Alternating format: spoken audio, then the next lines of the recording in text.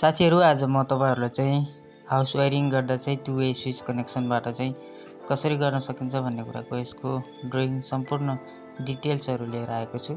साथीहरु भिडियोलाई अन्त्यसम्म हेरेर साथ दिनु होला र च्यानलमा नयाँ हुनुहुन्छ भने च्यानललाई सब्स्क्राइब गरिदिनु होला, भिडियोलाई शेयर गरिदिनु होला। हामीले टु वे स्विच कनेक्सन गर्दाखेरि विभिन्न थरीका बाट गर्न सकिन्छ। जस्तै हेर्न सक्नुहुन्छ मैले यहाँ तपाईहरुलाई देखाइरहेको छु।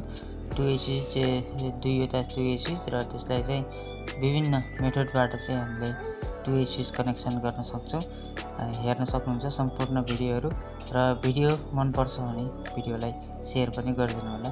लागौ सबै भिडियोतिर हेर्नुस्।